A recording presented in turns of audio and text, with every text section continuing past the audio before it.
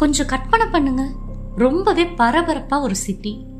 மக்கள் பேசி சிரிச்சுக்கிட்டு பொருள்கள் எல்லாம் வாங்கிட்டு அவங்க குழந்தைகளோட விளையாடிட்டு பெரிய பெரிய கட்டடங்களுக்கு இடையில ஆடி பாடி கொண்டாடிட்டு இருக்கப்போ மொத்தமா எல்லாமே சாம்பல் கடியில புதிஞ்சு போனா நினைச்சு பார்க்க கூட முடியல. ஆனா இது உண்மையாவே வரலாற்றுல நடந்திருக்கு.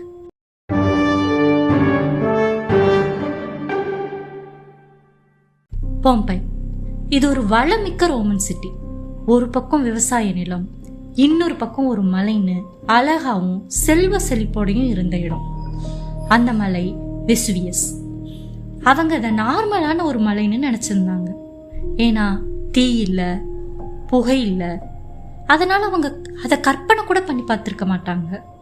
வெசுவியஸ் தான் அவங்க நகரையே அழிக்க போகும் ஒரு எரிமலைன்னு. சுமார் 20,000 மக்கள் அங்க வாழ்க்கையை வாழ்ந்துட்டு இருந்திருக்கலாம். சின்ன சின்ன நிலநடுக்கங்கள் அப்பப்ப ஏற்பட்டிருக்கும். மிருகங்கள் வித்தியாசமா நடந்துகிட்டு இருந்திருக்கும்.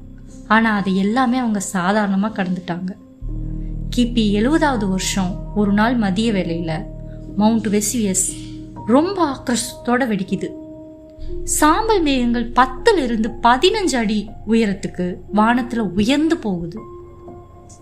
சூரிய வெளிச்சம் சுத்தமா மறைஞ்சிடுது. திடீர்னு ஒரே இருட்டு.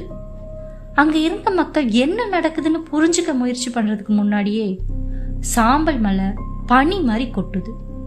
என்ன இதுன்னு மக்கள் பார்த்துட்டு இருக்கப்போ கொஞ்சம் கொஞ்சமா சாம்பல் மலை அதிகமாயிட்டே போகுது. மக்கள் வெளியில வந்து ஓட முயற்சி பண்றாங்க. சிலர் வீட்டுக்குள்ளேயே முடங்கி போறாங்க. மூச்சு விட முதல்ல கஷ்டமாகுது.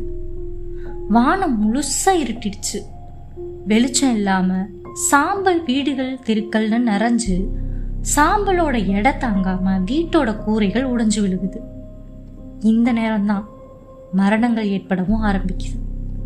பைரோகிளாஸ்டிக் ஃப்ளோ, அதாவது சூடான வாயு, சாம்பல், கற்கள் எல்லாம் கலந்து மணிக்கு 100 கிலோமீட்டர் வேகத்துல 700 டிகிரி செல்சியஸ் வரைக்கும் வெப்பத்தோட அந்த நகரத்தையே மூழ்கடிக்குது. ஒரு முறை 2 முறை இல்ல, சுமார் 4 முறை இதே மாதிரி அந்த நாள்ல நடந்திருக்கு. அங்க இருந்த அம்மா அவங்களோட குழந்தைய கட்டி பிடிச்சுக்கிட்டு சிலர் வீட்டை விட்டு ஓட முயற்சி பண்ணி அப்படியே அவங்க இறப்பு சமயத்துன்னு நிகழ்ந்தது மாதிரியே உறைஞ்சிருக்காங்க. அவங்க நொடிக்கும் குறைவான டைம்ல அப்படியே இறந்து போயிருக்காங்க. வலியை விட அவங்களுக்கு பயம்தான் தெரிஞ்சிருக்கும். சாம்பல் அவங்கள சூழ்ந்த அப்புறம் அவங்களோட உடம்பு டீகம்போஸ் ஆகிருக்கும். ஆனா அவங்க உடம்ப சுத்தின சாம்பல் அவங்களோட உடம்போட ஷேப்பை அப்படியே பிரசவ் பண்ணுது. முழுவதுமா பாம்பை 6 மீட்டர் சாம்பலுக்கு அடியில புதைஞ்சு போயிடுது. இந்த உலகத்துல இருந்து 1500 வருஷத்துக்கு மேல பாம்பைன்னு ஒரு நகரம் இருந்ததே மறைஞ்சு போய் இருந்துச்சு. 1700வது வருஷம் ஒரு இரிகேஷன் ஒர்க்கர் நிலத்தை தோன்றப்போ பழங்கால சுவர்கள், ஓவியங்கள், சிலைகள்னு கிடைச்சிருக்கு. அப்புறமா சார்லஸ் ஆஃப் போர்பன், இவர் இட்டாலியோட கிங், அங்க ட்ரெஸ்ஸர் இருக்குன்னு கோல்டு சிலைகளை எடுக்க டிப் பண்ண சொல்றாரு.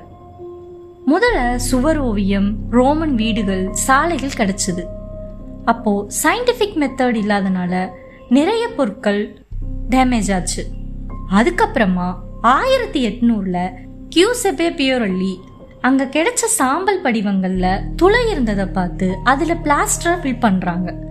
அதுக்கப்புறம் அங்க இறந்தவங்களோட கடைசி வடிவம் எக்ஸாக்டா அப்படியே கிடைச்சிருக்கு. இதையெல்லாம் நேர்ல ஒருத்தர் பார்த்திருக்காரு, பிளீனி.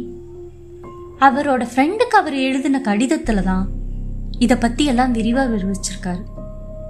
அவர் இதை 25 கிலோமீட்டர் தள்ளி இருந்துதான் பார்த்திருக்காரு.